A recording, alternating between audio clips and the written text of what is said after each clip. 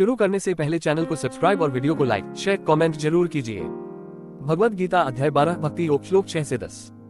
श्लोक 6 ये तू सर्वाणी कर्माणि मयि सन्निस्य मत्प्रा अनन्येन योगेन मां ध्यायन्त उपास्ते। हिंदी अर्थ, लेकिन जो मनुष्य अपने सभी कर्म मुझे अर्पित करके मुझे ही परम लक्ष्य मानकर अनन्य भक्ति से मेरा ध्यान करते हुए मेरी उपासना करते हैं। भावार्थ, जो भक्त अपने हर कार्य को भगवान को समर्पित कर देता है और केवल भगवान को ही अपना लक्ष्य मानकर सच्चे मन से उनकी भक्ति करता है, वह सच्चा भक्त है। श्लोक 7 तेषाम समुद्धरता मृत्यु संसार सागरात भवामी नचिरात पार्थ मय्या वेशित चेतसाम। हिंदी अर्थ, हे पार्थ, जिनका मन मुझ में लगा हुआ है उन भक्तों को मैं शीघ्र ही जन्म मृत्यु रूपी संसार के सागर से पार कर देता हूँ। भावार्थ, भगवान कहते हैं कि जो भक्त पूरी श्रद्धा से उनका स्मरण करता है भगवान स्वयं उसे संसार के दुखों से मुक्त कर देते हैं। श्लोक 8 मय्येव मन आधत्स्व मयि बुद्धि निवेशय निवसिष्यसि मय्येव ऊर्ध्वं न संशयः।